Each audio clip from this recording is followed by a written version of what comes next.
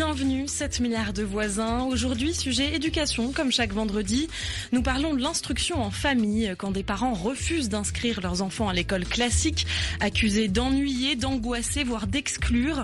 En France, il serait 25 000 enfants de 6 à 16 ans à ne pas aller à l'école et à être instruits à domicile par leurs parents. Une éducation hors système, mais parfaitement légale, puisque c'est l'instruction qui est obligatoire et non pas l'école. Ce phénomène de déscolarisation existe et est reconnu dans des pays anglo-saxons comme le Canada, les États-Unis, la Grande-Bretagne. Mais en France, il fait l'objet de soupçons, de critiques et de fantasmes. Pourtant, il semblerait faire de plus en plus d'adeptes. Alors, faut-il défendre le droit d'apprendre librement, en dehors des murs de l'école? Si oui, comment et quel rôle, quelle responsabilité pour les parents qui s'engagent dans cette voie? Et puis, bien sûr, quel impact pour l'enfant? Mais tout de suite, reportage. Lila, Loline et Oriane ont 12, 15 et 17 ans. Et les trois sœurs n'ont jamais été à l'école de leur vie. Leur apprentissage s'est toujours fait à la carte, comme l'ont décidé leurs parents. Cette semaine, mardi dernier, avec tout un groupe de jeunes qui, comme elles, ne vont pas à l'école, elles se sont rendues au Palais de la Découverte à Paris pour assister à un atelier de chimie. Elles étaient accompagnées par leurs parents, Frédéric et Claudia. Alice Milo a suivi la petite famille, micro à la main. Donc on est au Palais de la Découverte. Mes deux sœurs ont fait un atelier et moi j'en ai fait qu'un seul. Donc il y avait une intervenante du Palais qui nous a fait un exposé sur les couleurs. Toutes les trois, aucune de vous trois ne va à l'école alors? Ouais, c'est ça. On a le lundi, on fait du cirque. Après, le mardi, de temps en temps, donc on vient au Palais de Découverte ou à la Cité des Sciences. Après, on a aussi des cours d'anglais avec une amie américaine qui vient chez nous. On fait du bricolage, du théâtre, de la danse. Donc on a plein d'activités comme ça. Et alors, est-ce que vous pouvez m'expliquer comment ça se fait que vous n'alliez pas à l'école? C'est nos parents qui ont décidé, donc... Papa, maman, le papa? C'est moi qui étais à l'origine de l'idée. C'était à la naissance d'Oriane, donc il y a 17 ans. L'idée de l'école est apparue dans ma tête. Et je me suis dit, un jour, je vais lui dire, ma chère fille, demain, tu vas aller à l'école. Et je dois lui expliquer pourquoi elle y va. Et donc, il faut que j'ai des bons arguments. Mais j'en ai pas trouvé, en fait. En regardant mon propre parcours, j'ai fait beaucoup d'études, mais mon activité quotidienne tous les jours, l'école ne m'a servi à rien, strictement rien. Et donc, si c'était à refaire pour moi, je ne serais pas allé. Mais du coup, pour mes enfants, je me suis dit, je vais leur offrir ce potentiel de temps à leur disposition, qu'elles puissent faire ce qu'elles veulent de leur temps. Et donc vous en avez parlé à votre chère et tendre qui est ici. Et madame, vous étiez d'accord? Non, moi j'étais pas d'accord, j'ai mis 3 ans à être d'accord, au moins 3 ans. Pour moi c'était évident que les enfants apprennent en dehors de l'école. Moi-même j'avais été prof d'histoire géo et je voyais très bien que 2 ou 3 mois après un contrôle où les élèves avaient eu des bonnes notes, ils se souvenaient plus de ce qu'ils avaient appris et qu'ils étaient censés savoir. Donc de ce point de vue-là, au point de vue de l'apprentissage, il n'y a pas eu besoin de me convaincre. En revanche, je me disais que les enfants allaient être seuls. Donc, suite à ça, vous avez constitué des groupes avec d'autres enfants qui ne vont pas à l'école et ça permettait de résoudre ce problème de sociabilité? Exactement, oui. On a commencé avec 25 personnes à qui j'ai envoyé le tout premier message il y a 12 ans. Là, il y a 1050 familles qui entrent sur le site de la vie qui est à www.l'écoledelavie.org et c'est un réseau, en fait, de familles qui organisent des choses ensemble pour se rencontrer. Et toi, ça t'a jamais rendu curieuse? T'as jamais eu envie d'aller voir ce qui se passait du côté de l'école? Ah non, pas du tout. Et pourquoi? Avant, je faisais un cours de magie et j'étais avec que des enfants qui allaient à l'école. Et c'était souvent que de la moquerie quand quelqu'un ne savait pas faire quelque chose ou alors ça donnait pas envie d'être à leur place. Mais cette manière de travailler à la carte, est-ce que ça permet quand même d'avoir les fondamentaux en termes de mathématiques, d'apprentissage de l'orthographe et de la grammaire, par exemple? C'est quelque chose qui se transmet quand elle nous envoie un SMS ou un mail. Alors je corrige pas tout, mais le S qui se met après le tu en conjugaison, c'est quelque chose qu'on a vu parce que c'était pas spontané. Il y a probablement des enfants qui l'apprennent en lisant beaucoup. Là chez nous, c'était plutôt en parlant suite aux écrits qu'elle faisait. Simplement, ce ne sont pas des exercices imposés. On ne demande pas d'apprendre la table de multiplication de 7. Voilà. Mais elles la connaissent? La table, non. Mais si la multiplication de 2 nombres les intéresse, ils vont l'absorber. Parce que ça leur est utile? Parce que ça leur est utile, bien sûr, oui. Tu penses qu'en termes de connaissances, tu vas arriver à l'âge adulte en sachant autant de choses que quelqu'un qui a été à l'école? Je vais pas connaître les trucs qui sont inutiles, genre, je sais pas, mais les détails qu'on doit apprendre comme ça et à retenir, je pense. Ce que je trouve de différent, c'est qu'éventuellement, elles auront des lacunes, comme tout le monde, mais elles auront la confiance en elles de se dire qu'elles peuvent les combler, qu'elles vont savoir où trouver l'information pour les combler.